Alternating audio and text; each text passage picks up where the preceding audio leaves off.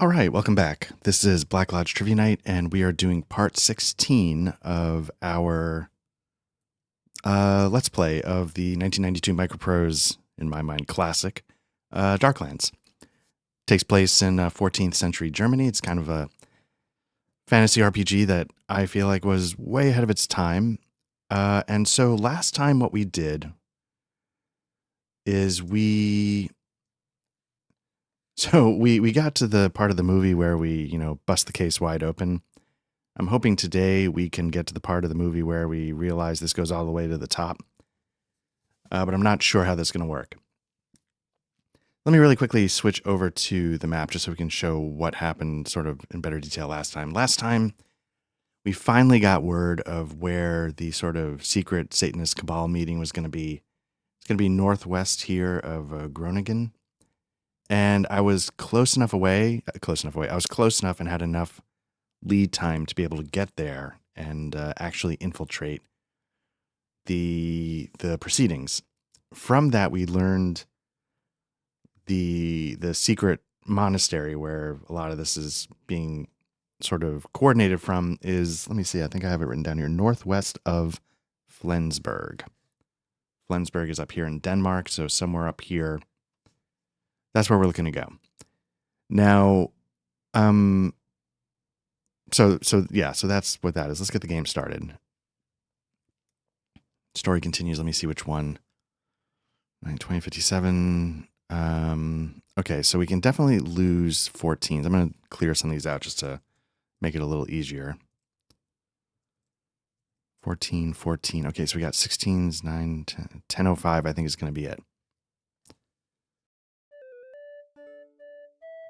So in theory, what we have here is we've gotten back to town, healed up after the fight. And, we'll see how it goes. The thing I'm a little curious about is I think wherever we're going next is going to be another fight. So I don't know if I'm...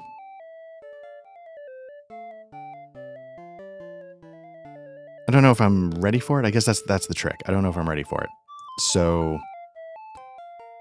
I'm not sure what to do because, we had a viewer jump on last time, Anna Maniac. She, I assume it's a she. I apologize. I don't know one way or another. But anyway, I'll just assume that for now.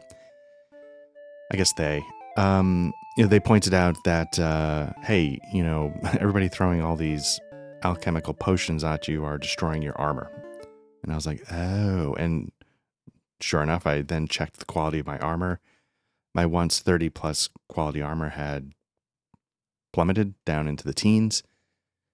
So I'm a little nervous, like, am I actually geared up enough, quote unquote, to tackle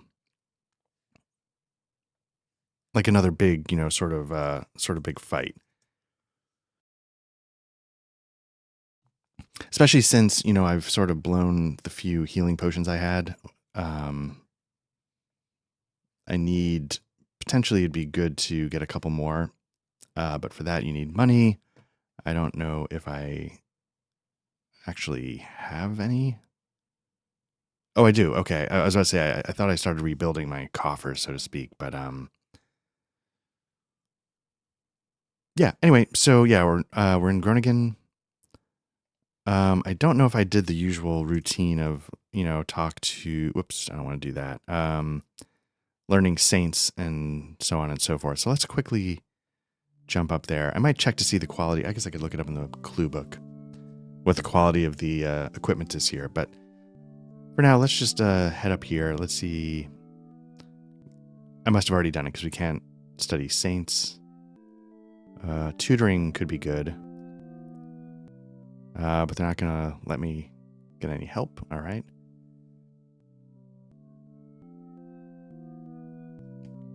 Okay, so I guess with that, let's head out. I'm sure I sold all my stuff last time, and so I know that the equipment here isn't going to keep up with, say, the equipment near Nuremberg or Pater, whatever. But we'll double check. Oof, no, okay. Your wares disgust me, sir. And let's head out. So with that, let's head up to Denmark and at least see what's there. And if it's too much, we'll figure out some stuff to make some more money and start replacing the plate armor. So I know for the plate armor, it's going to be about, this isn't exact, but it's about $5,000 a piece. So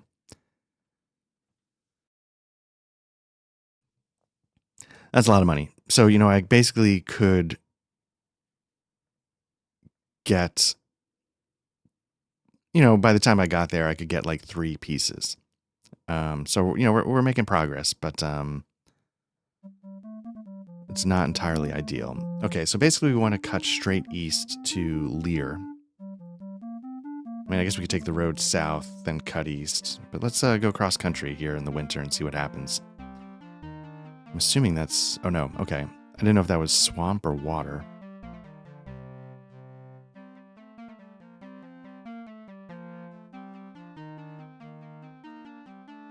So this should be Lear here.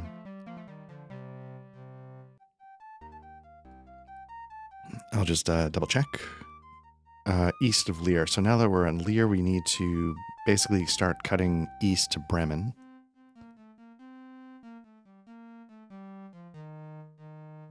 Again, we can follow the road. It's going to dip us southeast around sort of like an inlet of water. Or...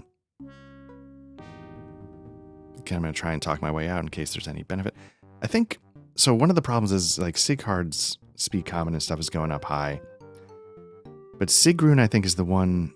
So one thing I've said in the past is I don't know why I'm getting laughed out of every university. So I've been trying to focus on read, write, speak Latin, everything for Sigrun. So maybe I'll make her the party leader and see if that bumps up her chatter. Because every time we're doing language checks, it always seems to be Sighard. There's a destroyed village. This is the inlet near Bremen, so we're getting close.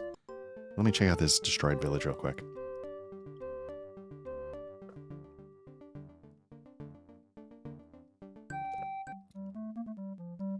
All right. Nothing to be learned there. I guess there almost never is, but somewhere out there is a dragon. Sort of have to pixel hunt my way. Okay.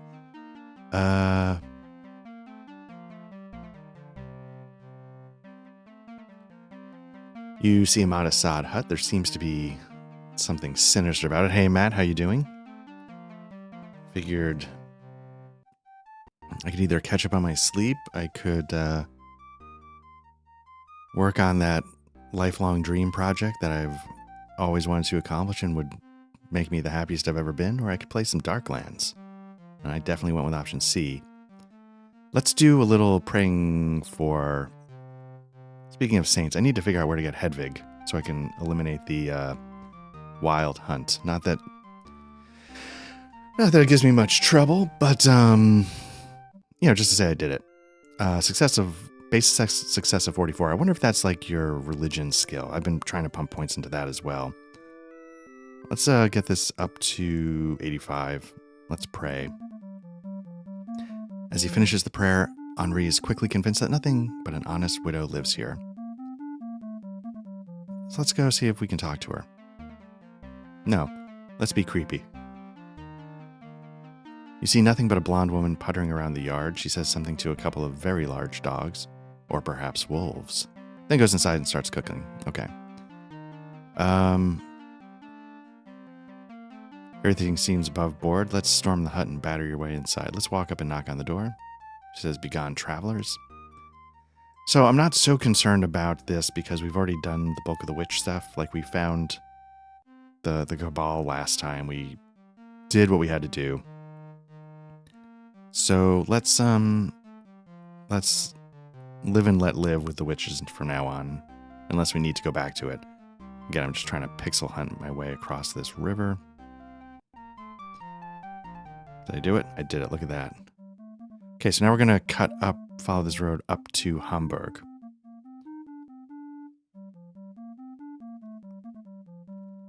I wonder if your religion, like I'm watching the divine favor go up and it seems to be going up pretty quick. I'm wondering if it's just because time is passing faster or something because it's winter, moving slower, or if it's because points pumped into my religion skill are paying off. All right, so once we get to Hamburg, we can start cutting, off-road. I feel like I should be stopping in Bremen and Hamburg and, again, learning saints, looking for alchemical business.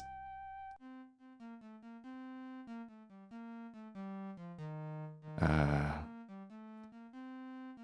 at the time of this recording, it's a Saturday morning. Everybody is, recovering from a long week. Matt, hopefully you are having a good one so far. Let's see if they got anything to buy. Let's travel. Let's go our separate ways. Again, bringing up my favorite piece of artwork in the game. I will never grow tired of the fact that this is how we watch a caravan. We just, we were perfectly normal people. We all talked. We wished them well. And then we retreated to the bushes and watched them depart. So Matt asks, when is Dark Souls 2 happening? Dark Souls 2, a chunk of it has already happened. So what I'm doing, and I don't know how long I'll do it for, is for the people that don't know, again, I'm trying to just pixel hunt my way across a bridge. I don't know why I'm struggling. Dark Souls 2 had two versions. Almost like, oh shit, we messed up and we need to fix this. There was the original that people didn't love, and then there was Scholar of the First Sin. Here we are in Hamburg. Probably should save, but let's just do our business. Sort of like the way we describe a dog doing its business. And then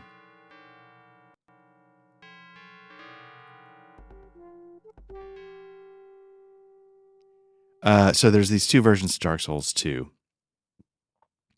I don't love Dark Souls 2. I don't know if the sort of reactionary version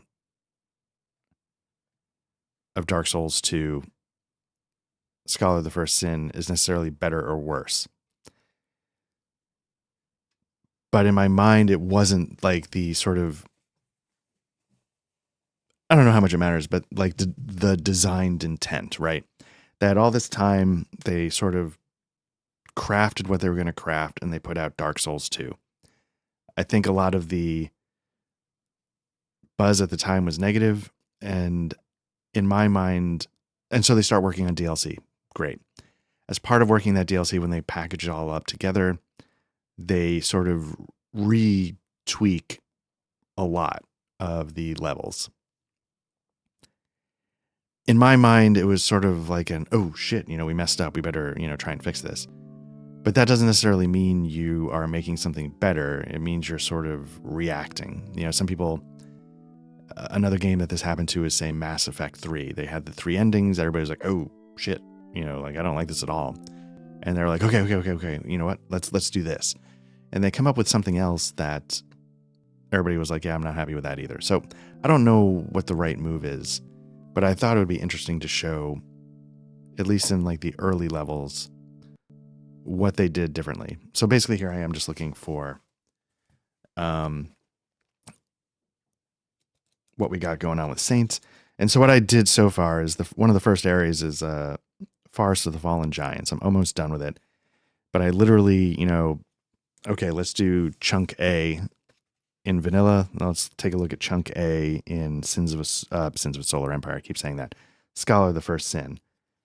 And you can just see, like, sometimes it's a little different. Sometimes it's usually like enemy type and placement. It's not like levels are entirely different, but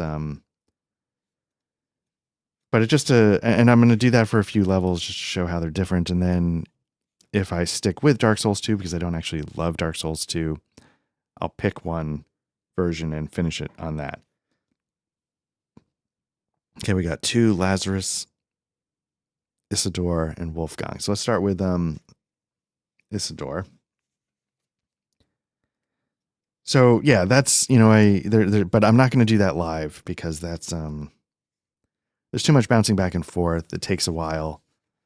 And again, doing it off camera lets me like squeeze it in when I have some downtime and figure it out later, which is more convenient for me. Okay, so Isidore, charisma bump, common bump, streetwise bump, and helps with interaction with farmers and peasants.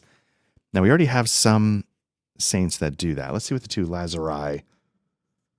We've got. No, there's only one Lazarus mentioned in the book. And much like you'd expect, it's like a big healing spell. Brings you back from the dead, so to speak. Endurance, strength. Ooh, heal strength 30%. That's really good. Let's see what Wolfgang does. Bump in charisma, intelligence, speed, common, ride, woodwise. I'm going to choose Lazarus. But yeah, so like my little rant there might be a bit of a spoiler alert. Like, I don't necessarily believe that Scholar of the First Sin is better. And I sort of chat about it a little bit in the video, and I'll probably chat. I was having some thoughts, some hot takes when I was thinking about it.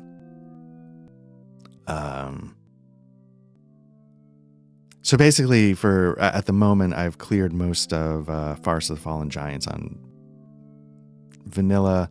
I need to circle back around, finish clearing the bulk of it on Scholar of the First Sin. Basically, I'm getting to the point where I unlock the shortcuts that can give me a speed run to the boss.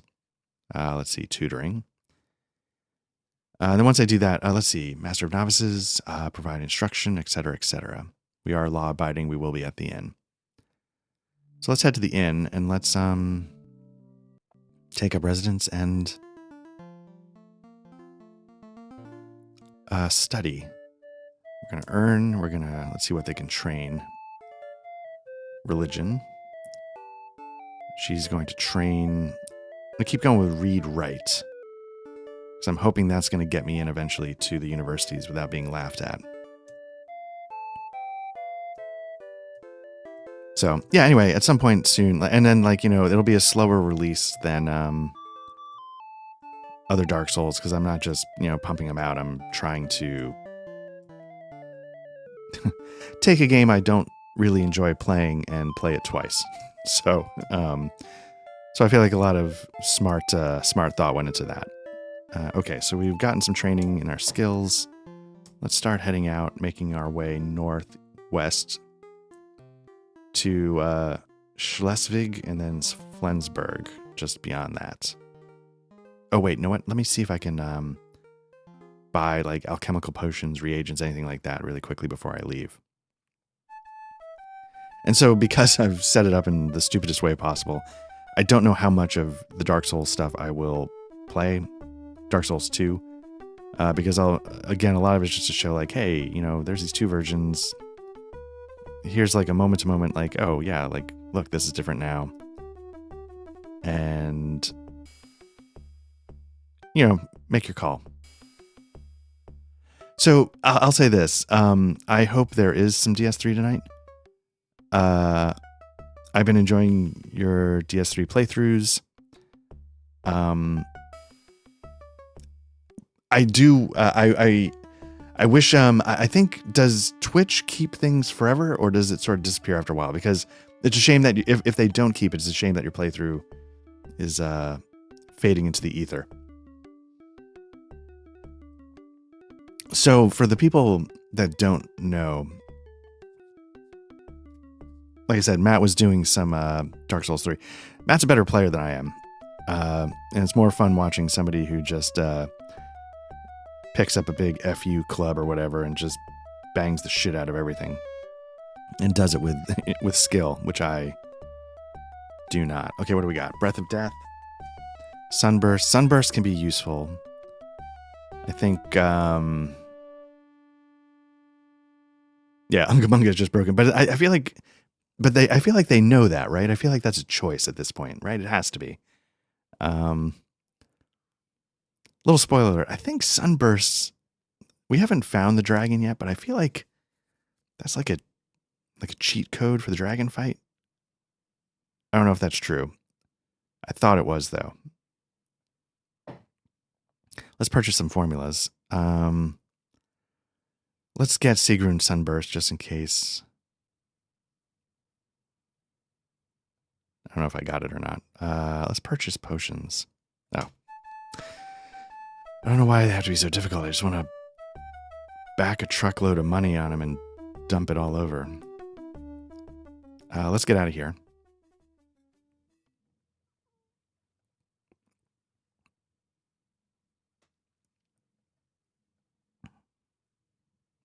The other thing, that's cool about the Dark Souls games, like obviously right now I'm streaming, what am I streaming? Darklands, Beet Juice. What I like about the Dark Souls game is that they are a bit like evergreen, right? Like, I don't know if I would consider this game evergreen. Like, I love this game, clearly. And there are going to be, people out there who have the same attachment. But, if we're being honest, it's not like this game was ever like a cultural touchstone. It didn't change game. Well, maybe, that might be underselling it. Like, it's not as obvious in its impacts in gaming long term, but I feel like it had some pretty big impacts, which is why I wanted to get into it. But the Souls games, I feel like, are both evergreen to play and watch. I can always, I don't know what it is, but like popping on like a Souls stream is like the easiest thing in the world to just sit back and watch, or a speed run, or, who knows. All right, so we're not going to give everything to them. Let's see if we can talk our way out of it. All right, we are able to talk our way out. Ooh, okay, so now we need to do a little copy protection. Where's all my stuff? Oh. Stuck into my bookshelf. So you just go to the book, and it's looking for sulfur. If you can see, like in the corners, they've got the little symbols. You just find the one that matches sulfur, click it, and you're out. So it's not difficult. It's this one. Let's save real quick because I've forgotten to do that. 11, 16, 23. It is 9:48 in the morning.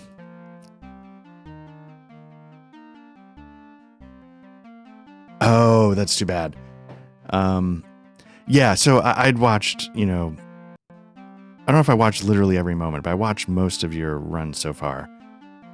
And it's really cool for a couple reasons. Like, one, like I was saying, it's sort of evergreen. Like, it's always something I'm happy to watch. I'm always something I'm happy to play. And I think a lot of people feel that way, even if they're looking at you like, hey, bro, you suck. And I'm like, yeah, no, I know. Okay, we're south of Schleswig. Okay, that means we're one town away from... You know what? Let's stop here.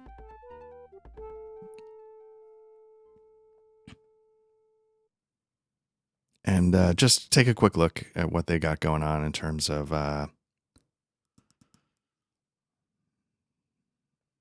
alchemist.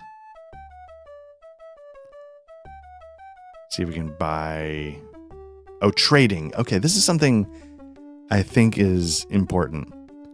My understanding, and I don't know if I was reading the clue book, or I don't know where I was reading this, but man, all assholes.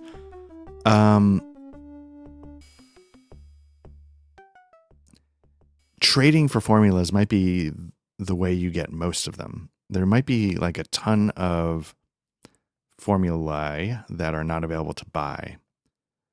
And now I don't know if that was by design or if it was like something was bugged.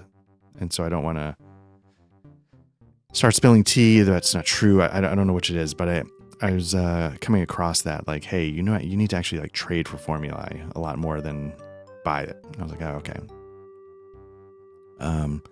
So that's something I'll have to take care of in the future. Okay, so we are finally at Flensburg. We need to go northwest of Flensburg. So let's do another quick save.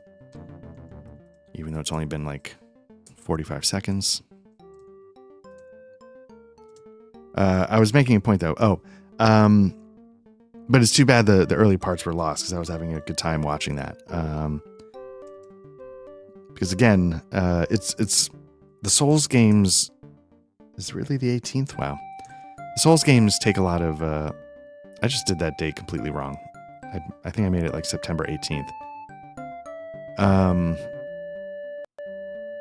When the Souls games are played well, it's sort of like something to behold. You know, it's kind of why I like watching speedrunners, not necessarily because I want to see how fast they can do it. But when you watch somebody like get no hit kills on a guy you spent 7 hours banging your head against.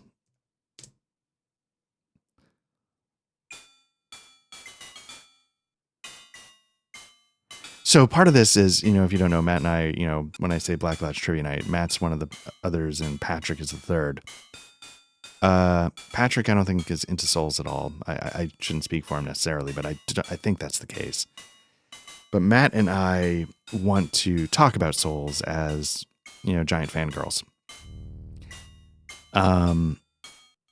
So hopefully that will happen at some point. I just don't know when or how much like research we need to do.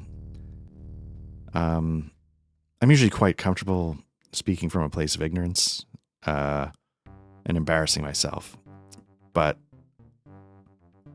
that's interesting. I got a little graphical glitch going on, but maybe Souls games deserve better. Damn it. So he mentions like if Sekiro goes on sale, I have Sekiro. And let's see if we can talk our way out of it. Oh, let's sneak around. We have time. It's not like we're in a rush. All right. So at least we got a bump to Woodwise. That's all I care about. So part of like my quote unquote research,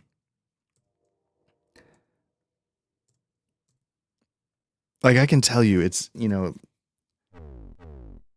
just to show you the quality of the discussion I'll bring to it. I'm not going to keep playing Sekiro. I played it for a little bit,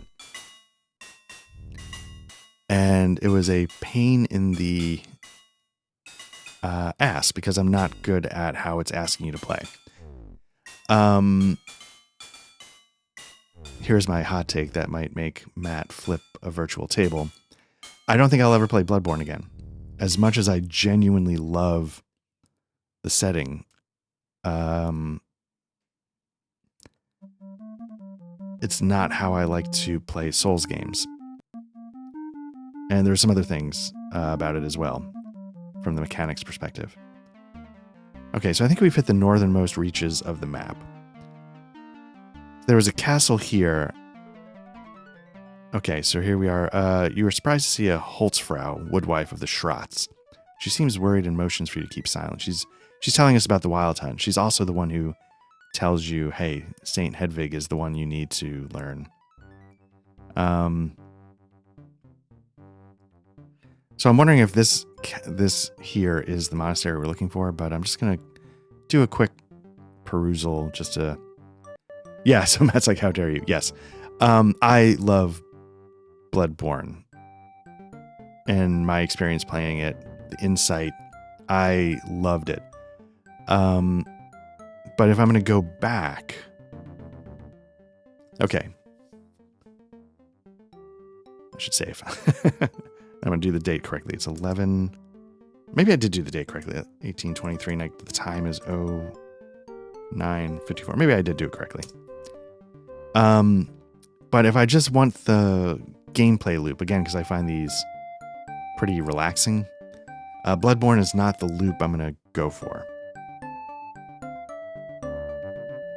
And so that's sort of the replay. You know, like I got what I wanted out of Bloodborne, I got in spades, which was the atmosphere, the story. Okay, before I use a vast building with great stone towers and huge imposing walls, clouds of black smoke play about its upper reaches, illuminated by occasional flickers of lightning. Between you and the main entrance is a dark, mysterious graveyard with 2 guard posts at the far end. Yeah, so Matt, like Matt says, I can see that. So that's the thing. Like, I mean, if I want the story again, I will play it again. But I remember the story. I remember how much I enjoyed the story. Like, is why, you know, I don't often like read books 2 or 3 times. There's a few books I've read multiple times, but usually I usually have a decent memory for the story and the plot points and stuff like that. Let's see, enter the graveyard. Here we go. Battlefield save rules are in effect. What are we dealing with here? So this is the Monastery of the Apocalypse, I think it's called, or maybe it's something else. Now I'm just going to quickly scope around because I don't know if there's actually anything here or if they just put you here because they needed to use this kind of map. So I need... Anyway, so that's where, you know, the mechanics of the game, depending on what kind of mechanics I want, like do I want the Demon Souls kind of like version of it, or in this at this point it's kind of I know this is blasphemous, or Elden Ring. Elden Ring sort of is the ideal at this point because if I get bored doing one thing, I can just go do something else because it's so open. Okay, I'm looking for, I think, Q, travel in a single file.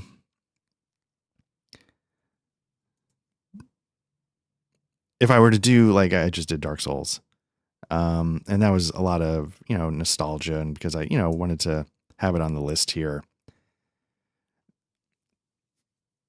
This might be kind of like, oh my God, this is so depressing. One of the nice things about doing this, okay, many small, unassuming gravestones rest here in the grass.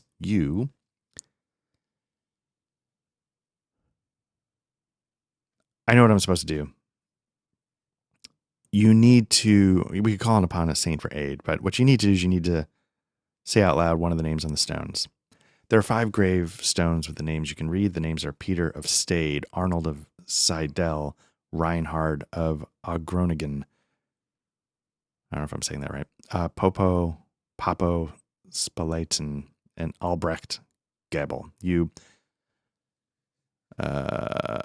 speak one of the names. This is a puzzle.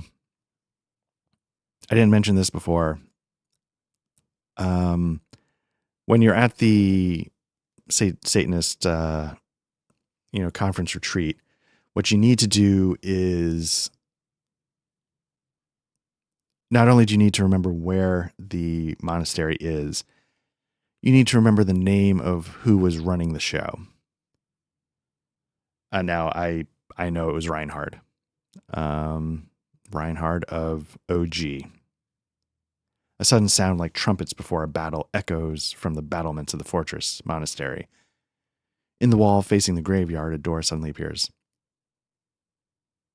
So it sort of raises the question, do you have to kill the main witch in order to shut down that retreat? I think the Satanist Conference retreat, t-shirt coming soon, right?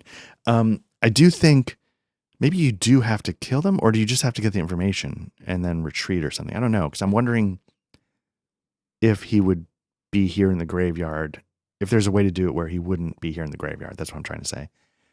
If you look right here on the gravestone, I think that says MPS, which is Microprose Studios. Interesting, because this game partially killed Microprose Studios with its, money sink, sadly. All right, so I don't know if there's anything actually else to do here. Like, can you go back and dig up graves like a creep? You dig industriously, uncovering a rotting coffin filled with shreds of leathery flesh and dusky bones. Disturbing the dead's rest is never a good idea. In this place, it now seems doubly unwise. Oh. Nope. Boo. Probably should have seen that coming. You know what? I'm going to live with that one because I was a jerk. Okay, so now that we've done that, I think let's go up to the door. Yes, Matt, you're right. There's so much stuff, amazing stuff in Elden Ring, but there are a lot of boring areas. All the side dungeon stuff. Yeah, and I think so it's sort of a mixture of things. Like I don't know if I would remember.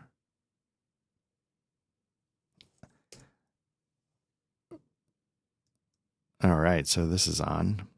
I don't know if I would remember the caves, but I think what I could do in future playthroughs is, yeah, I feel like I'm going to do this one as a sorcerer. Let's, I'm nervous that I'm going to jam the door up and not everyone can attack. Like, I don't know if Sigrun's doing anything. But here we are, we're going to clear the monastery. you can see, let's see what it says for the enemy info, because you can see from their markings on the uniforms that they are Templars. No, don't go. Oh, well, all right. Now he's going to get steamrolled.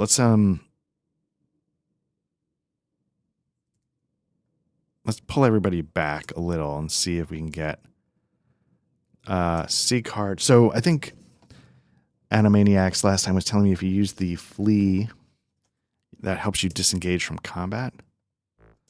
So let's see if we can get C card to flee backwards just a little bit. You might take some shots, but now that we've got everybody, let's now wreck these people.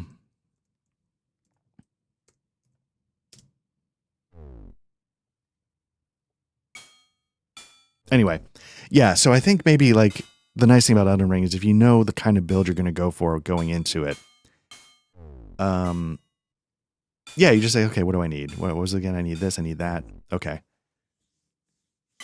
And then, yeah, you can skip most of the content on future runs. Because you would still get like your particular style of fights. You know, the bosses are going to be super fast duels, and there's about 1 billion of them. Or the other thing you could do is, you know, you could just, because they give you so many of the items you need to respec, I think they're called larval tiers, you could, you know, you could just keep doing the same loops over and over, but like, now I'm bored. Now I want to do it as a mage. And then you just switch. Okay, now I'm bored. Now I want to do it as a Unga Bunga. You know, you just go get yourself, you know, the God-killing dildo destroyer club or whatever, and just, you know, smash your way around the world for a bit. I will say at the same time, you know, I've played Elden Ring twice, and the part about it that I love the most is like the open worldy running around and just stumbling into things, but jazz flute or bust, yeah. So is that I've been hearing a lot about that recently. Andre 3000, is that, do I have the name right of who brought that into pop culture's spotlight? But I don't know the actual story behind it. I did see headlines though. 15 quality. So this stuff is not good. C card's still picking up, so that's good. I was nervous that it would make Sigrun pick up, even though. Anyway, so who's to say? Everybody, you know. But I will say the thing that would make a Bloodborne replay happen for me is, oh,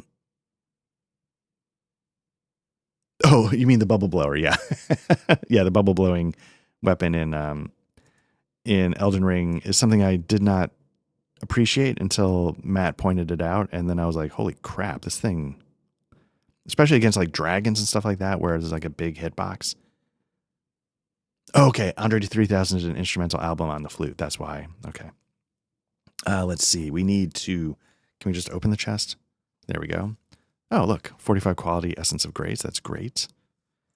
We're going to get this for Sigrun, though, so let's distribute to someone else. And then let's take these things and get out of here and save. So I'm going to open my mouth and say something that I'm going to instantly regret. That fight was easier than I thought. Maybe we are ready to tackle most of this monastery. But where else can we go in? Because I'm not sure. Oh, there we go. We can go in the other door. All right.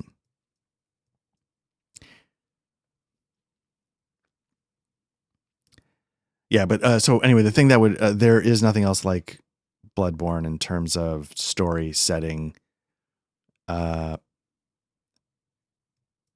It's not just unique, but it's, so there's unique, but a train wreck. And then there's unique and a masterpiece, and Bloodborne is the latter.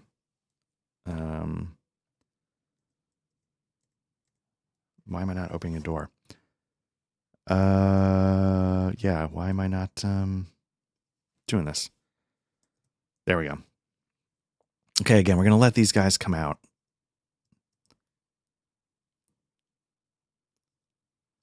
So one thing, I don't know if I've said on here or not.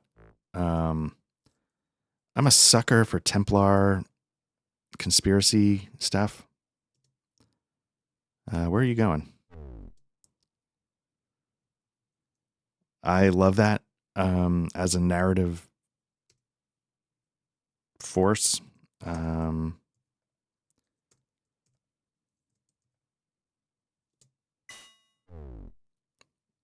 And so, again, like I was saying in the last stream, like it's not really conveyed that this is what the story is going to be in Darklands. And viewer Animaniac, they were kind enough to I think confirm that, yeah, like the rulebook doesn't really get into what's everything that you might be doing here in the game. So again, young me, imagine my surprise when we're doing Witch Satan Cabal, conference retreats, and then next thing you know, you got Templars rocking. This actually might have been the game that got me like, oh, Templars, what's going on there?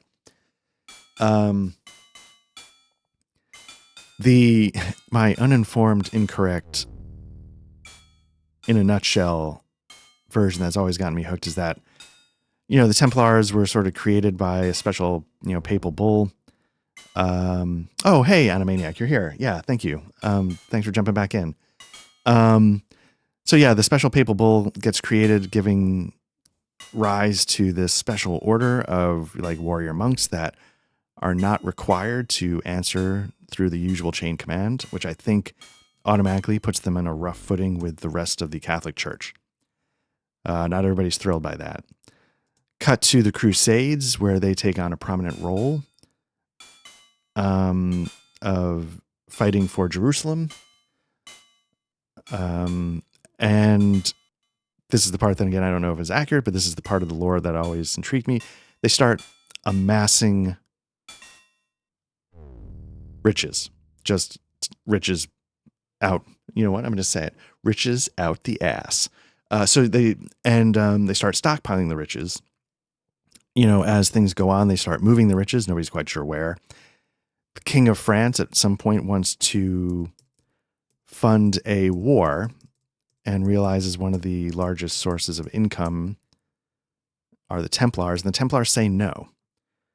Then the Templars, and the king's like, oh, no? That's exactly the kind of thing that child-eating Satanists would say, and then turns the Catholic Church, which was already not crazy about them, against them, getting them, labeled as heretics.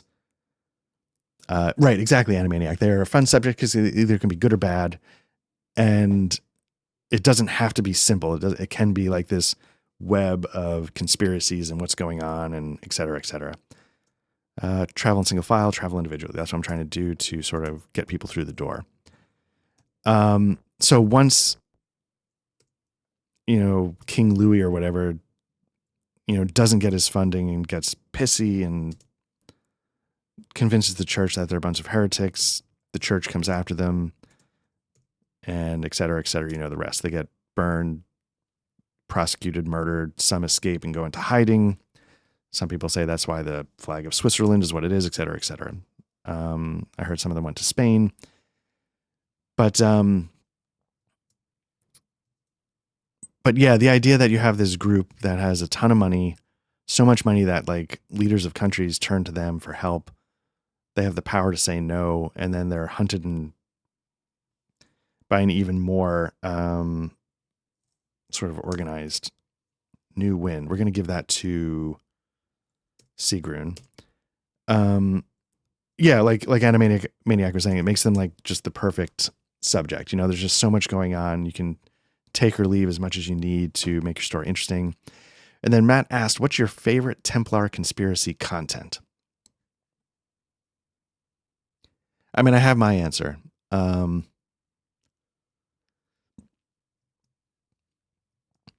I don't know if people have an answer out there, Matt and Animaniac, if you have a favorite bit of Templar. Mine is Foucault's Pendulum. And I apologize if I'm butchering the pronunciation. I don't think it's Foucault. I think it's Foucault, but I am not a linguist.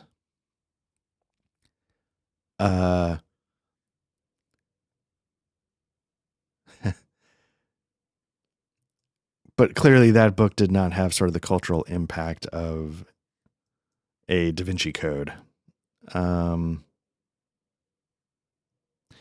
Indiana Jones and the Last Crusade is good. Here's something that's going to be a hot take that I'm going to, let's call upon a saint. I already did what I had to do here, but let's just see what, can I do anything? Not with that. Let's see the other saint.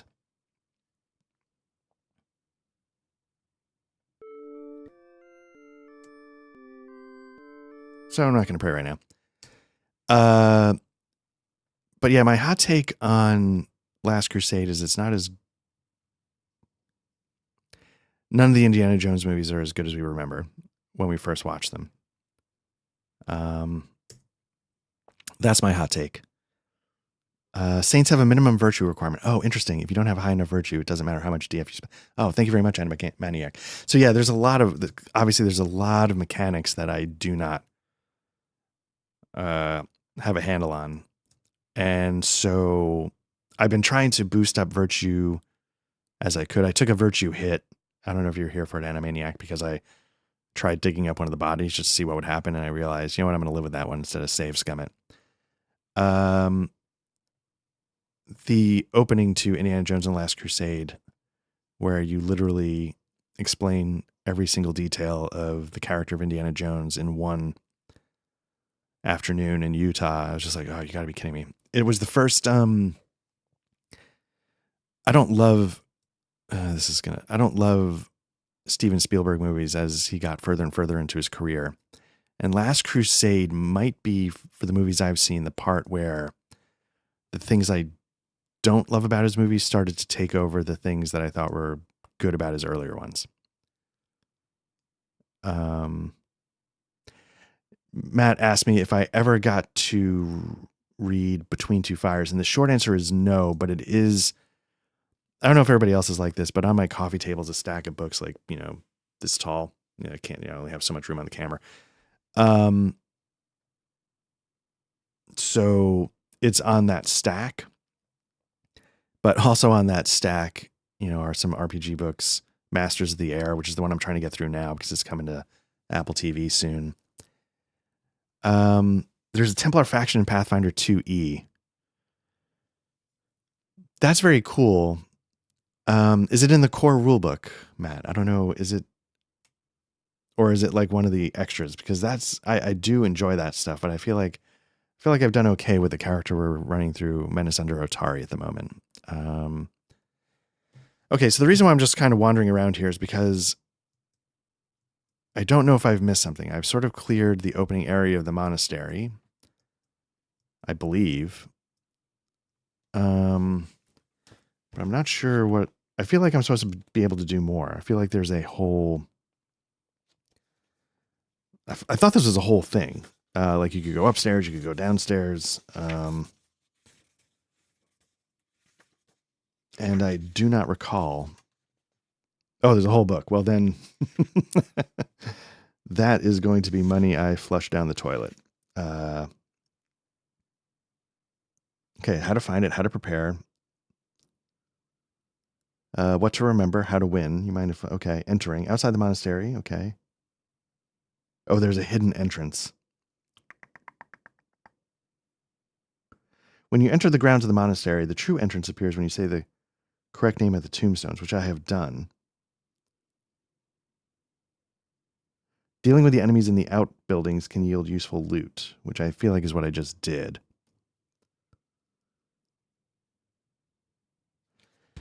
So maybe do I return to the main... Is the secret entrance in here? Or is the secret entrance back in the sort of main screen? Let me back out and see if I can retreat, go back to the main screen, and maybe it'll reveal the actual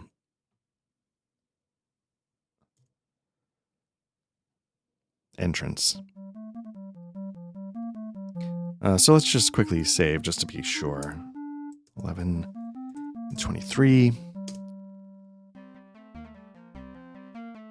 10, 16. So yeah, but to answer the my favorite bit of Templar is Foucault's Pendulum by Umberto Eco. It might win also by being the most, because it's just like, holy God, it's just like, boom, just dumps tons of stuff on you. Let's, so again, I think these are the two that I did not have, as Animaniac was saying, I do not have the minimum virtue. Does it tell you that anywhere? It doesn't seem to. Okay.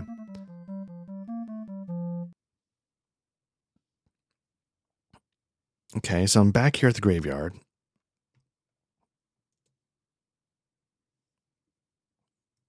So I don't know if you would know this, Matt. Is it a book that I should wait?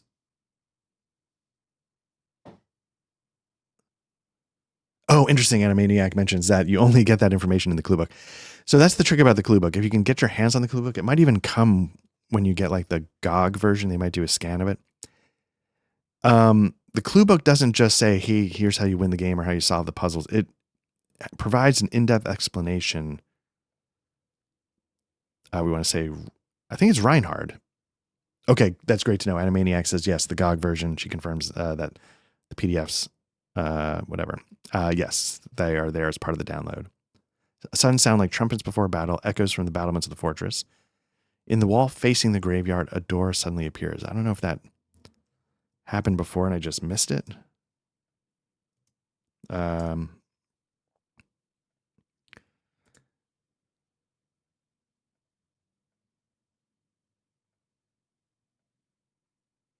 it puts me all the way back there. There's one door. Is there another door? I'm not... Okay, so those doors I've done.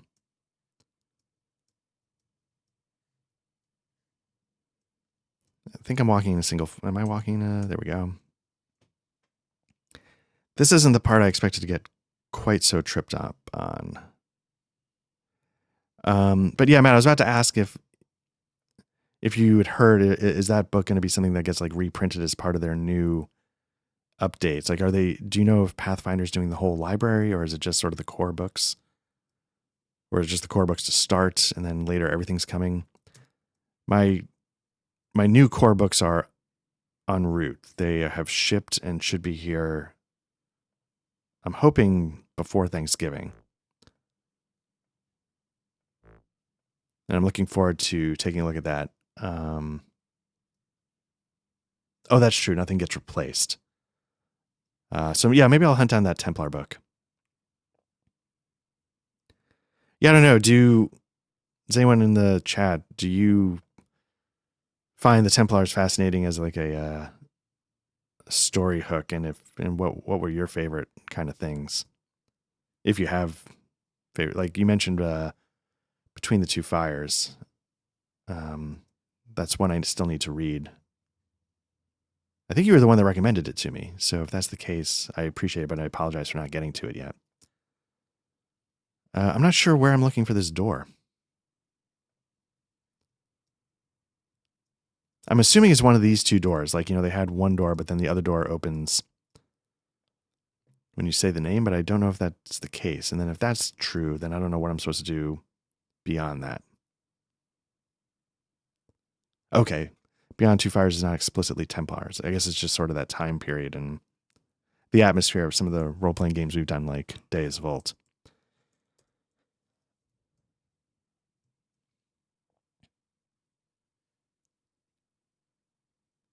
Yes, the director's cut of Kingdom of Heaven is very solid. I was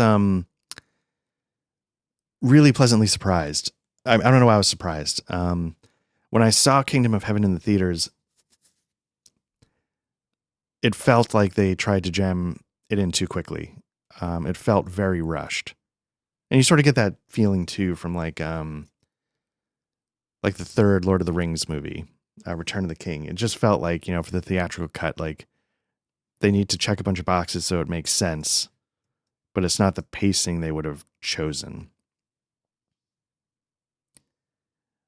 The director's cut of Kingdom of Heaven is, I mean, I didn't mind the theatrical cut, but I thought the director's cut was genuinely quite good. Provides some more context. It lets things breathe a little bit. There's some more character stuff, especially with Ava Green. You know, her stuff makes a lot more sense. It's a lot more tragic, her storyline. It's really good. It does sort of paint, I've already opened this, but it does sort of paint the Templars as sort of like mustache twirling bad guys in that one, I think. Like, oh, you need the innocents slaughtered? I can do that. Or is it the what's the Hospitaliers? The Lopat, however you say the other one. But I thought it was the Templars. So this is messed up. I don't know what I'm supposed to be doing here. Am I just like I've spoken the name of the... Did I miss something when I went back to... No, I thought it just said go to the graveyard.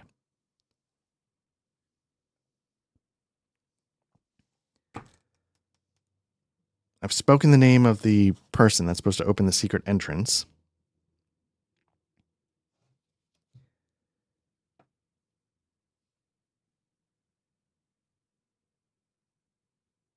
I've picked up the bone, which apparently is useful according to the clue book, but I don't know why.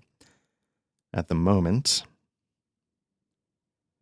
Outside the monastery, praying to the various saints provides useful hints or aid about the hidden entrance. Gabriel, Gertrude, Raphael.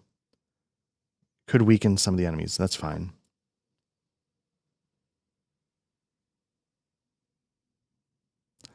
I said the name, but I don't know which.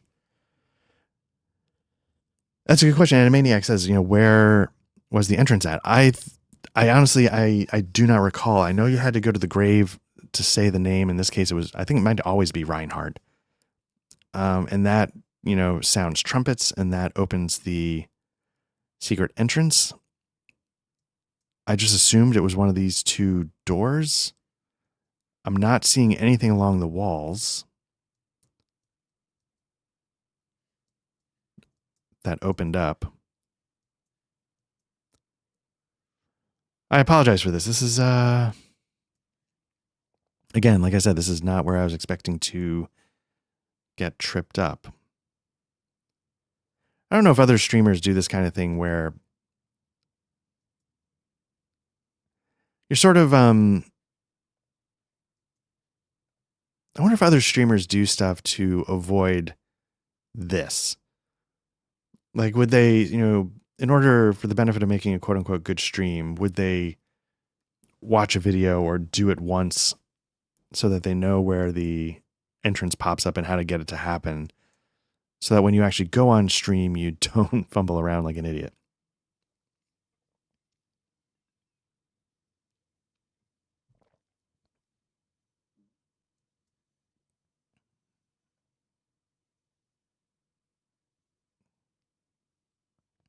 I don't think, it's not good or bad either way.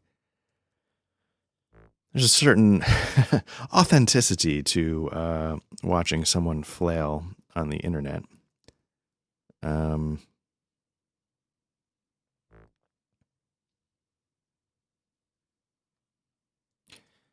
sometimes when you walk by walls in dungeons, a few times I've had somebody notice a secret door and had it pop open. But I wasn't expecting that mechanic to be in play here, since saying the name I thought was going to open it. Let me just step back and step out and come back one more time just to make sure I didn't miss something obvious. Let's see. Exit is X. Okay. Is it at the graves? It's been a long... Yeah, I'll double check the graves one more. Let me just check what this menu says. Between you and the main entrance is a dark, mysterious... Again, I can't call upon these two. So let's, yeah, it's the only place I can go is the graveyard. Yeah, was it one of the options of the graveyard? I don't remember seeing that, but maybe it is. I think the clue book was saying a wall facing the graveyard would have a door revealed.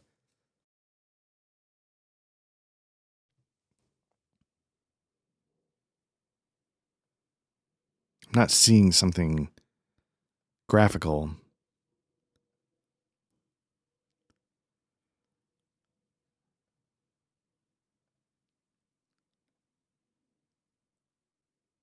Again, a sudden sound like trumpets before a battle echoes from the battlements of the fortress. Monastery. In the walls facing the graveyard, a door suddenly appears.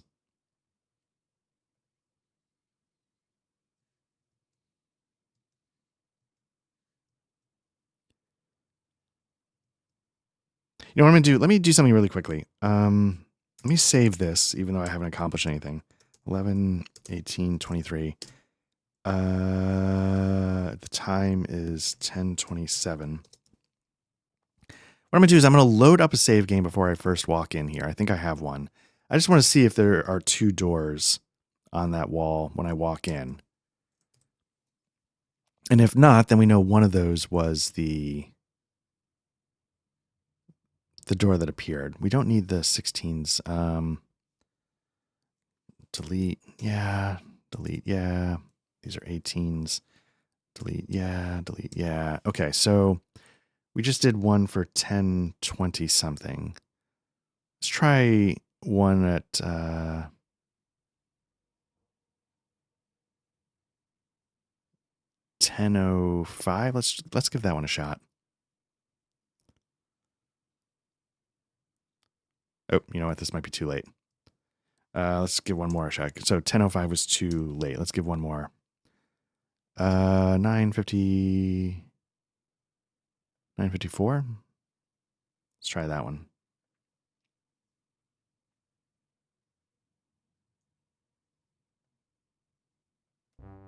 Okay, so I'm hoping this is when I first walked in, but let's find out.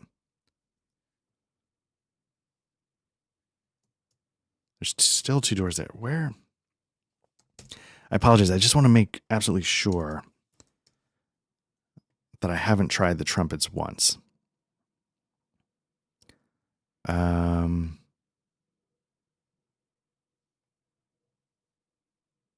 That might be the earliest one. Okay.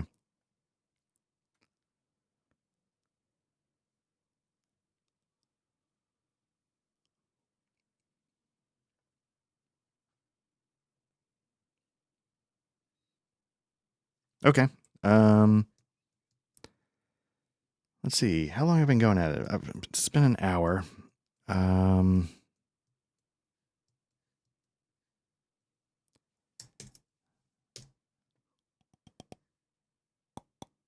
But I do feel like I need to.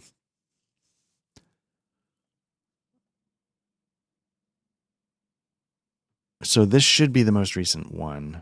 Let me really quickly. So this is the Templar Fortress Monastery. So let's double check this real quick. Templar Fortress Monastery. And this is going to be in Darklands. I don't know if there's other ones in different stories, but. Oh, I see. In Warhammer 40K, there's a Black Templars.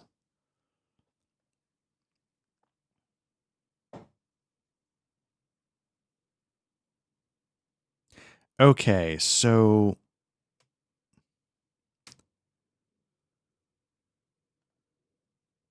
let me see if I can figure this out. And when I say figure this out, let me see if I can. It's gonna be a little spoiler-y if I can get it to work. So I try and do everything live on a stream. Let's see. We're going to put this. Yeah, we'll put it there. Monastery. I don't know if I spelled that. No, I did not. Let's see how I do this. There it is. Let's get rid of this. Okay, let's get this up. Does it just go there? Okay. So what I'm going to do here is I'm going to quickly pull up the map. Okay. So they're showing, so here's where we are, and they're showing that right here, a secret entrance opens and takes you to a staircase here. So we are clearly not getting that, and I don't know why. But at least now I know what we're supposed to be seeing, and go back to the map of Darklands and bring the game back up. Okay. But yeah, at least we know what we're supposed to be seeing. So let's head over there. Oh, okay. So that wasn't there the whole time, right? Or am I just crazy? Is this game messing with me?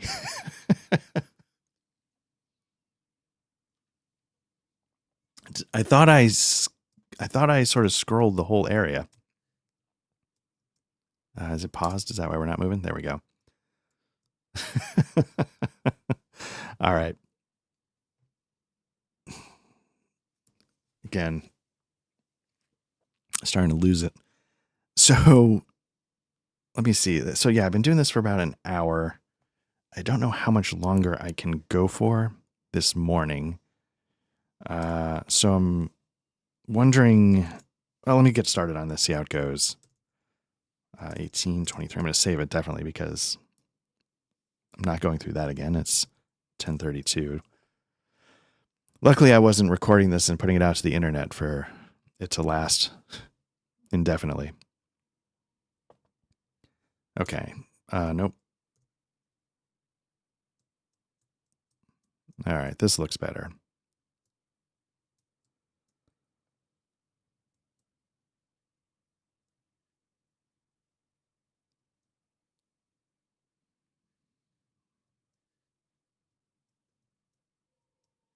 Seems to be a lot of confusion occurring. I just want everybody to go this way. But for some reason, these two are jamming him up in some weird...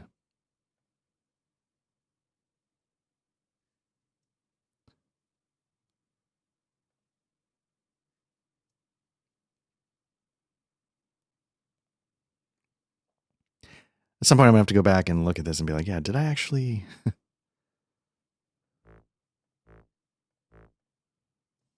let's see if I can pixel hunt so I can get close enough to the door to open it. What do we have going on here? Staircase up. All right. I think, if memory serves, I think you want to go up. You can go down, but I think you want to go up. Oh.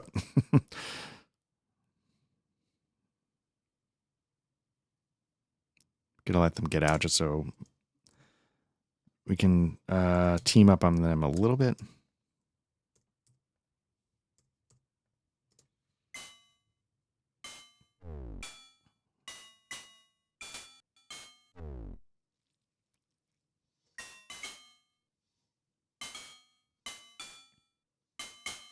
I think you can go down, though. I'm not, like, I thought there were dungeons to this. I think this is like a multi-level, whoa, dungeon, so to speak. Well, that took a turn.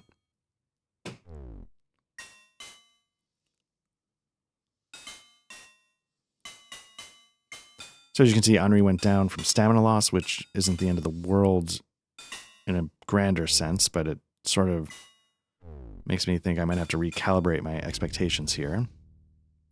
I mean, part of the problem is that I'm not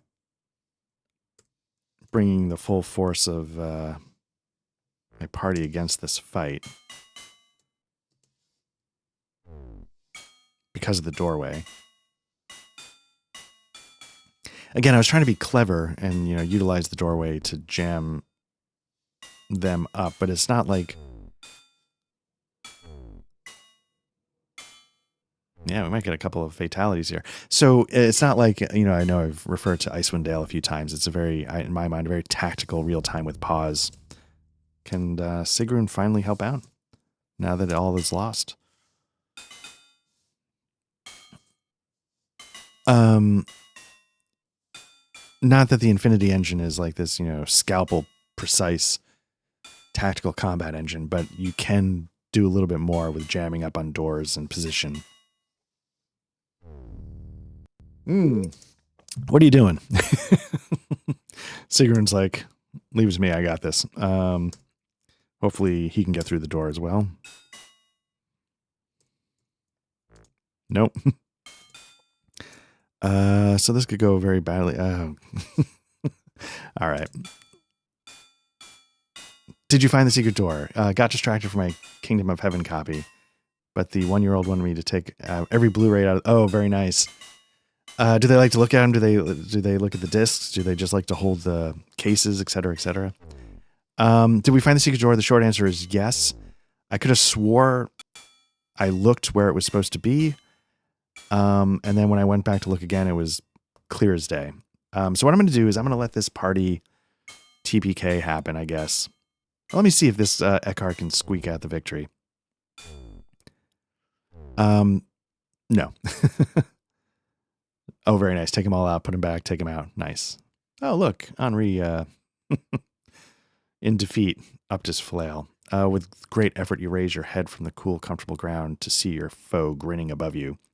Your companions lie strewn about the battlefield. You can't tell if they are dead or alive. You're not so sure about yourself. Blackness claims you as you feel rough hands lifting you into the air. You know no more. The dank dungeon chamber smells of death and corruption. Bits of rotted leathery flesh and withered shards of bone festoon the floor and walls. The message is clear. Stay here, and you will die. The only break in the monotony of the stone walls is a large, heavy, locked door in the south wall, and some sort of plaque on the north wall. Let's examine the plaque. Upon closer examination, the object on the wall turns out to be a diploma or certificate of some kind, written in Latin. Let's see if we can read it. Unfortunately, the arcane wording of the university diploma, or whatever it is, surpasses your meager ability. Yeah, can Henri pray? Probably not. As you can see, I don't have the skill for it. Let's try and pick the door. Nothing I can do. The door is beyond my skill. Let's wait for someone to come. Oh, seems like you wouldn't leave your... Well, whatever. Let's try and eat her water. Liberally sprinkling the magic formula about the lock yields very satisfying results. With a foaming hiss, the entire lock assembly falls out of the door. The massive portal swings open, inviting escape. You quickly gather your possessions and leave. So now we're going to be in the dungeon. We're in bad shape.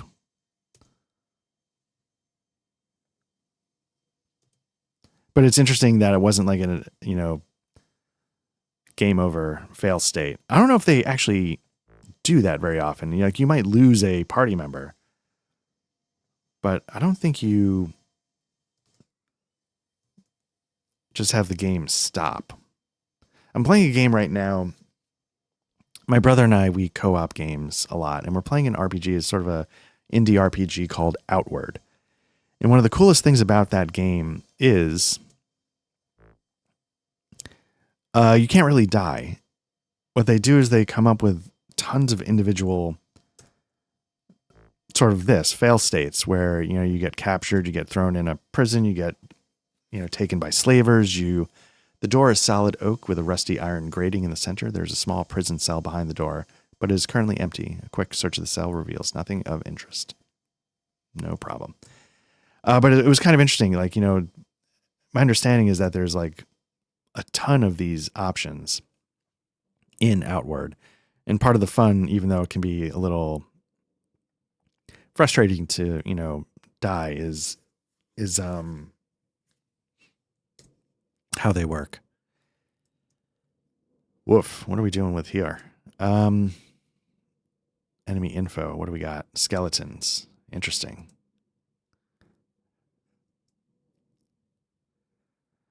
Not just skeletons, but like skeletons with like fine haberdashery, or I don't know if that's just hats, but the flowing capes are a nice touch. Okay, we can't do what we did last time. We need everybody to Who is this? That's Sighard. Yeah, let's flee back just a little bit. Let's flee back just a little bit. Okay, now let's try this again.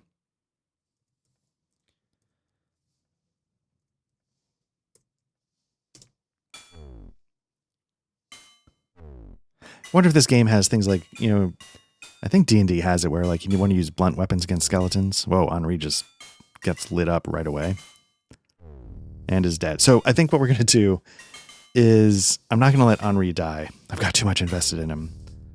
But what I am going to do is I think I need to get going. So we'll pick this up next time from... I'm not going to save it here. I might need to spend some downtime getting some equipment back up to speed and, again, trying to figure out health potions. I don't know why it's so difficult for me to figure out how to get either a formula or a source to just buy a boatload of them. But, yeah, sure. Go ahead, Sigrun. You take point. But yeah, again, thank you everybody. I had a really good time as always, and there will definitely be more soon. And hopefully it'll be a little more successful in the next session. But, yeah, thank you. And, yes, definitely fire some DS3. And, you know, if you want to bring it over, you know, I bet people would enjoy watching it, if you put it on the streams here and then on the YouTube site. But, yeah, again, this is History on the Table. Our main thing is actual plays of RPGs. We usually have ones go up every Friday. Next couple of weeks might be a little tricky because of the holidays, but you know, yeah, take care, Matt. Take care, Animaniac. Thanks again for jumping in. And I hope everyone has a good one. Take care. If I don't stream before the holidays, if you're celebrating Thanksgiving this week, you know, have a good holiday and take care.